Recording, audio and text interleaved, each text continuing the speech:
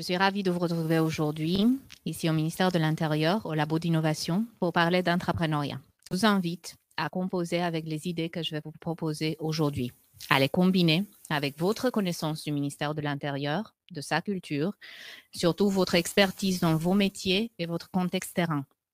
Vous composez avec tout ça et vous allez, j'espère, trouver des solutions qui vont vous convenir.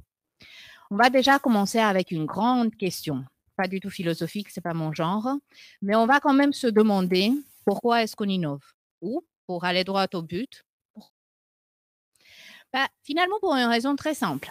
Parce qu'en tant qu'être humain, on aime bien le confort et on cherche la satisfaction. Alors, 1800 quelques, on y allait à cheval. Bon, ça laisse des traces de passage, les chevaux. En plus, c'est pas génial côté vitesse sur les longues distances. Alors, qu'est-ce qu'on a fait? On a inventé la voiture. Moins de nettoyage, plus de vitesse, somme toute, un voyage plus confortable. On prend exactement le même principe, on l'applique à notre activité professionnelle. On voit qu'on cherche chacun des activités plus plaisantes dans un cadre social accueillant et surtout la satisfaction d'une mission accomplie. Tous ces différents facteurs convergent pour nous donner du sens. Et c'est un point très, très important dans l'entrepreneuriat. Je pense que c'est également, en tout cas dans mon opinion, pour vous, un grand avantage et un point qui vous différencie. Vous n'avez pas choisi vos carrières et vous avez encore moins persisté à construire un parcours au sein d'un ministère qui a une mission très claire sans y voir du sens. Et c'est ce sens qui va vous aider dans le voyage qui est l'entrepreneuriat. Pourquoi? Parce que tout simplement, si on explique l'entrepreneuriat d'une manière très claire, c'est je vois qu'il y a quelque chose qui peut être fait mieux et je me lance pour le faire mieux. Tout simplement, c'est l'action qui définit cet entrepreneuriat. Avant de passer à comment est-ce qu'on va faire cette action et comment est-ce qu'on va l'impulser, je vais brièvement vous donner quelques chiffres parce que je suis quand même de formation économique sur ce que l'entrepreneuriat peut livrer, au cas où vous avez des doutes. Au niveau individuel, on va commencer avec une petite histoire qui vient d'une industrie très, très ancienne et très traditionnelle, le légal. Vous connaissez sûrement des avocats, vous connaissez également leurs processus qui peuvent être fort manuels et qui impliquent beaucoup de paperasse. Eh bien, en 2015, dans une de mes anciennes compagnies, Norton Rose Fulbright, une des équipes des acquisitions en avait marre. Ils n'en pouvaient plus du processus traditionnel, qui implique une équipe de stagiaires qui va lire à peu près 10 000 pages en moyenne par semaine et qui va résumer tout ce qu'ils trouvent dans un processus de due diligence. Là, il y a de l'erreur humaine, il y a des délais presque inévitables et il y a surtout une énorme perte de talent.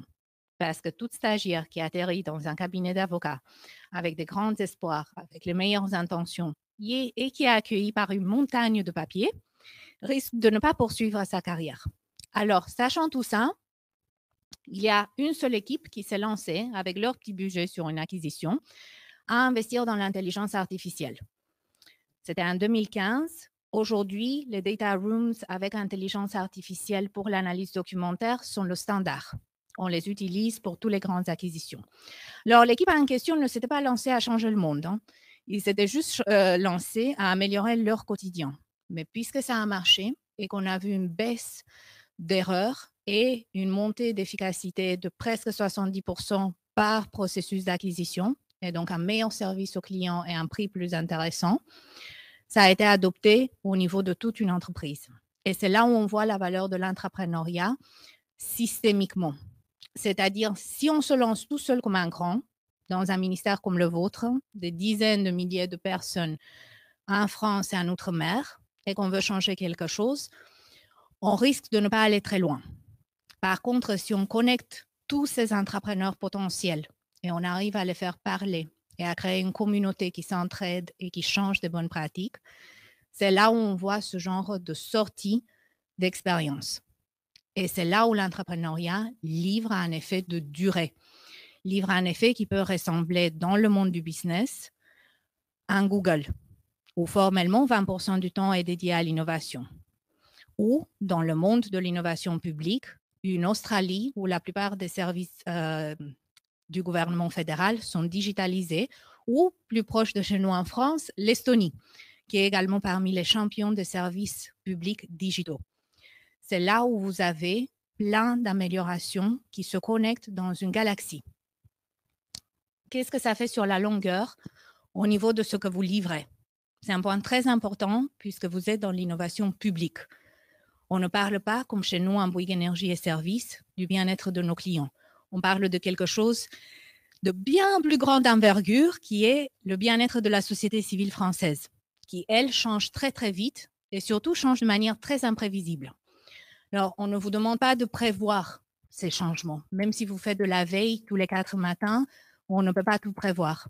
Par contre, la vitesse à laquelle vous pouvez vous adapter, vous pouvez réagir à ces signaux faibles qui vont apparaître dans vos écosystèmes, cette vitesse-là est directement corrélée au taux d'entrepreneuriat et au taux d'autonomie de vos agents.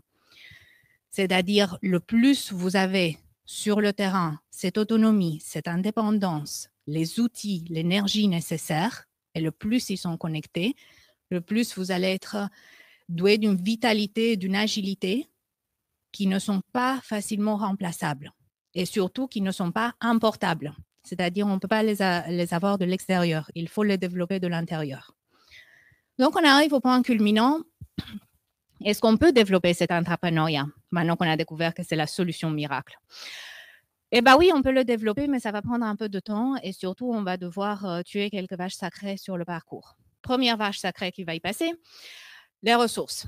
Elles ne viennent pas en premier plan, c'est-à-dire elles sont importantes. Dès que vous commencez à travailler sur des projets, dès qu'une idée doit avancer vers un concept, vers un prototype, surtout si on parle de builds digitaux ou de tests de technologie.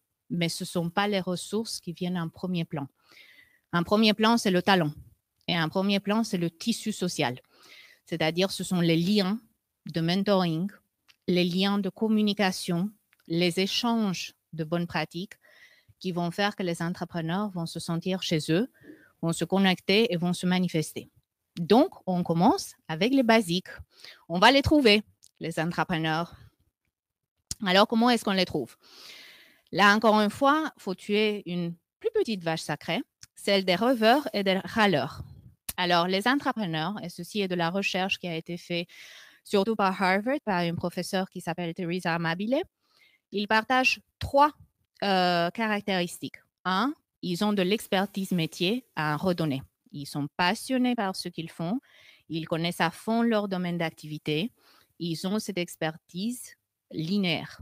En plus de ça, ils ont une motivation intrinsèque, c'est-à-dire vous n'avez pas besoin de les pousser, vous n'avez pas besoin d'aller les chercher, vous n'avez pas besoin de vérifier tous les 2 semaines. Alors, ton projet, il fonctionne parce qu'ils sont naturellement motivés par rapport à ce projet. Et en plus de ça, en général, ils sont plutôt créatifs. Donc, ça nous donne un profil qui est débrouillard. Ce sont celles et ceux qui vont se débrouiller, qui vont voir la réalité comme elle est. Bah, tiens, il y a des choses à améliorer, je vais le faire. Ce sont ni ceux qui veulent partir dans une utopie à un certain point dans le développement de l'humanité tout entière, c'est-à-dire les rêveurs, ni les râleurs, pour lesquels on vit déjà dans une dystopie qu'il n'est pas possible de sauver, etc. Non, ce sont les réalistes, ce sont ceux qui vont dire bah, « je travaille avec ce que j'ai, c'est ça la réalité, voilà les moyens de bord, je vais faire avec et je vais me lancer ». C'est ça vos entrepreneurs. C'est ce genre d'esprit que vous cherchez. Une fois que vous les avez trouvés, par contre, c'est là où il faut les soutenir et il faut les connecter. Je vais vous donner 2 exemples de chez Bouygues Énergie et Services, mais rappelez-vous qu'il y a toute une plage du possible. Encore une fois, prenez ça et voyez comment ça marche chez vous. Premier exemple vient d'Allemagne, où Kraftanlagen, qui est notre filiale locale, voulait donner un espace pour connecter en fait des bureaux différents, tant en Allemagne qu'en Autriche et en Roumanie. Alors, le directeur financier et la directrice des ressources humaines m'avaient passé un coup de fil l'année passée en me disant « Écoute, comment est-ce qu'on fait ?» Ils ne se parlent pas. C'est pas grave. On va commencer tout petit. On va demander à ceux et celles qui veulent donner un peu de temps de participer à la co-création d'un agenda et à un petit événement en virtuel de 2 heures via Teams. Super. On s'est lancé. On a fait quelques événements. Actuellement, ils sont un groupe d'à peu près 70 personnes qui se retrouvent de manière volontaire, qui créent leur propre agenda, c'est-à-dire cet agenda n'est pas imposé. C'est tout simplement des cas clients, des projets, des nouvelles technologies, des choses qu'ils font chez eux et qu'ils partagent. Ils se voient à peu près tous les 4 à 6 semaines, de manière plutôt organisée. Et ce qui est le plus intéressant, c'est ce que ça donne en tant que retour sur investissement. 17% de plus de projets transverses qu'on voit sortir de l'Allemagne. On regarde 2021 versus 2022. On voit que ce genre d'événement, qui peut sembler flou, je vous l'accorde, marche très, très bien au niveau des conversations et qu'on voit, un an plus tard, des chiffres tangibles, mesurables. Si vous voulez mettre plus la main dans la pâte, avoir plus de contrôle, vous pouvez y aller comme on le fait pour nos communautés techno. Alors là, c'est tout un autre public cible. Ce sont nos geeks qu'on adore parce qu'ils inventent plein de choses, sauf qu'ils inventent plein de choses généralement, chacun dans son métier. Sauf que nous, on sait qu'ils travaillent par exemple sur des sujets communs, comme les jumeaux numériques. Alors, ce qu'on a fait est qu'on a pris les devants et on les a connectés. On a créé une communauté qui se voit tous les 3 mois sur les jumeaux numériques, qu'on anime en centrale. C'est encore un événement virtuel et dans laquelle ce qu'on voit apparaître, ce sont des systèmes IT et surtout des infrastructures IT, donc des déploiements de technologies qui deviennent communes. Alors qu'avant, on avait tout un écosystème de différentes solutions. Aujourd'hui, on a des dialogues par rapport à ce qui marche, ce qui ne marche pas, les pros et les contres de chaque solution qui a été déployée, et puis des adoptions qui font qu'on commence de plus en plus à avoir un vocabulaire commun. Donc ça, c'est une autre façon de faire. Vous pouvez combiner, vous pouvez tester le présentiel, le virtuel, tout ce que vous voulez, tant que vous connectez ces entrepreneurs. Donc, encore une fois, vous les avez trouvés, vous les avez connectés d'une manière ou d'une autre. Dernièrement, il vous faut le style de management qui va leur permettre à développer leur projet. Et il y a 2 binômes dont j'aimerais bien que vous vous rappelez sur la durée. Il y a confiance et cadrage d'un côté. De l'autre côté, il y a feedback et il y a transparence.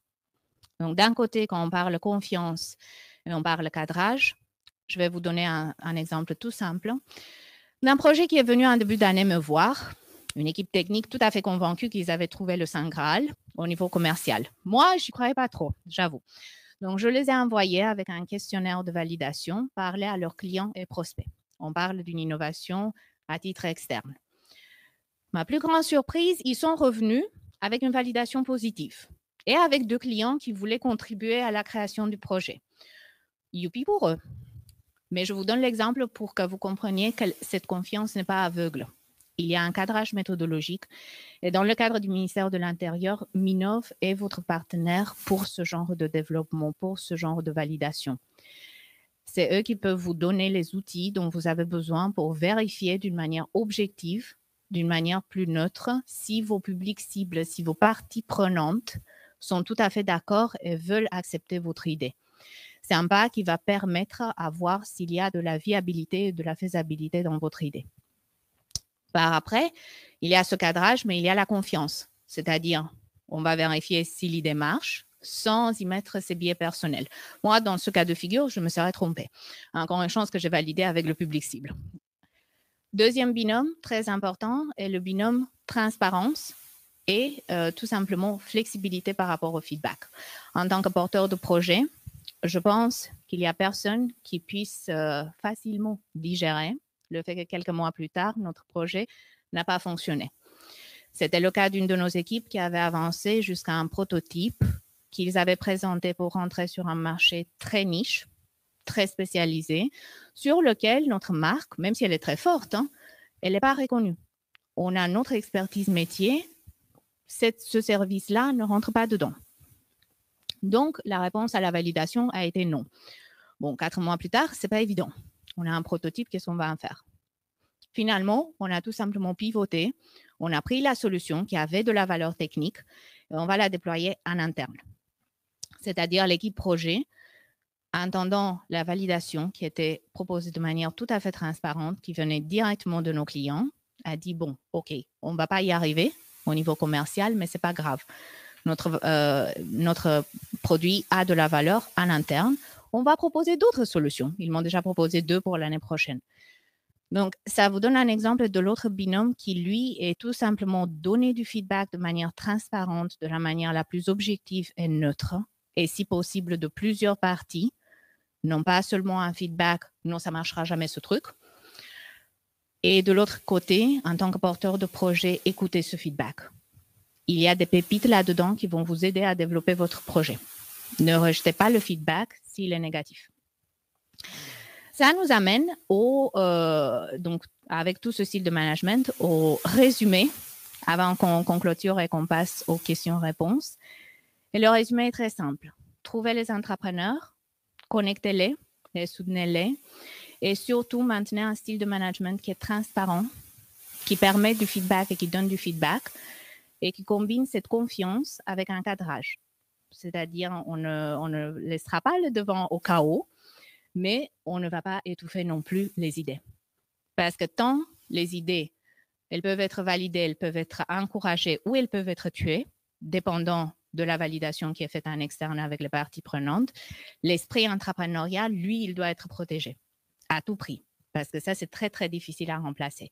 Des idées, vous allez en trouver dans tous les coins. Des entrepreneurs, bien plus difficiles.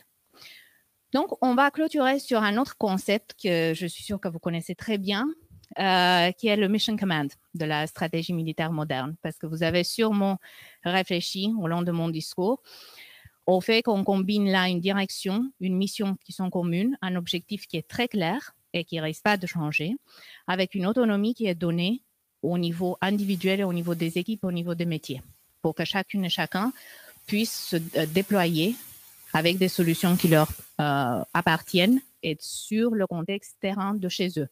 C'est-à-dire, on y va tous ensemble vers le même objectif, mais chacun de nous a l'autonomie, l'intelligence et l'expertise de développer sa propre façon d'y arriver. Et c'est ce concept-là que je voudrais que vous gardiez en tête quand on parle d'entrepreneuriat.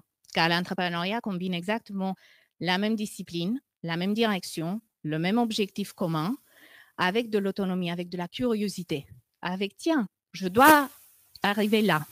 Je pourrais y aller par là, ou je pourrais y aller par là, ou par là. Bon, on va trouver un moyen. Mais en tout cas, je vais trouver des solutions et je vais les tester jusqu'à ça où je tombe sur la bonne. Et entre-temps, je vais parler avec tout le monde autour. Donc, vous pouvez regarder l'entrepreneuriat, si vous voulez, comme quelque chose qui développe une culture qui est connectée, qui reste connectée par une mission centrale, mais qui reste autonome au niveau local.